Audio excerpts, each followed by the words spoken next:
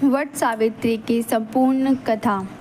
यह एक पवित्र हिंदू व्रत है जिसे सुहागिन महिला अपने पति की लंबी आयु, सुख समृद्धि और अखंड सौभाग्य के लिए रखती हैं। इस दिन बरगद यानी वट के पेड़ की पूजा की जाती है क्योंकि इसे अमरता और दीर्घायु का प्रतीक माना जाता है। यह व्रत माता सावित्री अपने पति सत्यवान के प्रति अटूट प्रेम, तप और समर्पण की याद में रखा जाता है।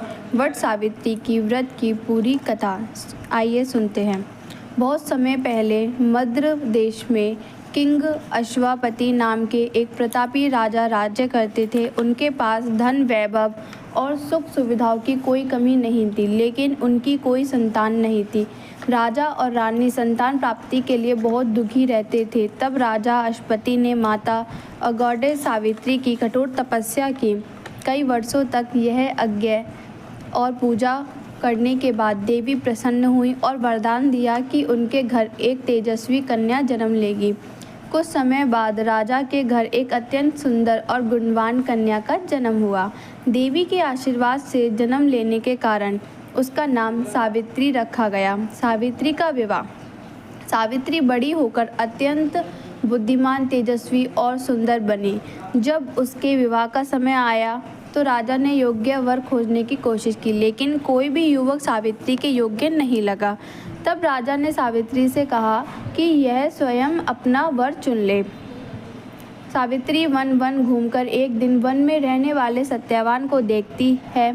सत्यवान बहुत धर्मात्मा, वीर और दयालु थे। सत्यवान वास्तव में एक अंधे और वनवासी राजा किंग द्युमत्सेना के पुत्र थे, जिनका राज्य छिन गया था। सावित्री ने सत्यवान को ही अपना पति मान लिया और लौटकर पिता को सब बताया। उसी समय नारद वहां आए। उन्होंने ध्यान लगाकर बताया, सत्यवान सर्वगुण संपन्न है, लेकिन उनकी आयु बहुत कम है। विवाह के ठीक 1 वर्ष बाद उनकी मृत्यु हो जाएगी। यह सुनकर राजा अश्वपति घबरा गए और सावित्री से दूसरा वर चुनने को कहा, लेकिन सावित्री ने छठ स्वर में कहा, आर्य कन्या जीवन में केवल एक बार पति का वरण करती है। मैंने सत्यवान को मन से अपना पति मान लिया है। अब मैं किसी और से विवाह नहीं कर सकती। सावित्री की दृढ़ता देखकर राजा को विवाह के लिए सहमत होना पड़ा।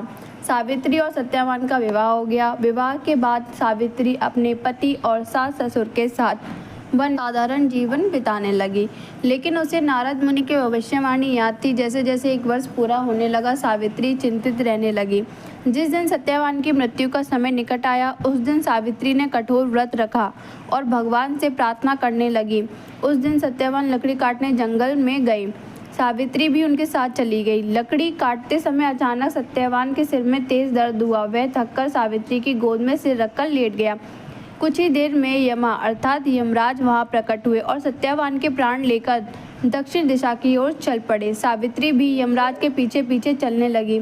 यमराज ने कहा, देवी आप वापस लौट जाओ, यह संसार का नियम है। लेकिन सावित्री ने धर्म, सत्य और पति की भक्ति की बातें करते हुए यमराज का पीछा नहीं छोड़ा। सावित्री की बुद्धिमत्ता और पतिव्रता धर्म से प्रसन्न होकर यमराज ने उसे वरदान मांगने को कहा। सावित्री ने कहा, मेरे अंधे ससुर की आंखों की रोशनी वापस आ जाए।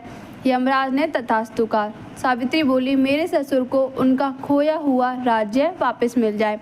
यमराज ने यह वरदान भी दे दिया। सावित्री ने कहा, मेरे पिता को 100 पुत्रों की प्राप्ति हो। यमराज ने यह भी स्वीकार कर लिया। चौथा वरदान। अब सावित्री ने बड़ी बुद्धि से कहा, मुझे और सत्यवान को भी 100 पुत्रों का सुख प्राप्त हो। यमराज तुरंत तथास्तु कह बैठे। फिर उन्हें एहसास हुआ कि बिना सत्यवान के जीवित हुए यह वरदान पूरा नहीं हो सकता। सावित्री की पतिव्रता बुद्धि और अटल प्रेम से प्रभावित होकर यमराज ने सत्यवान के प्राण लौटा दिए। यमराज के जाते ही सत्यवान जीवित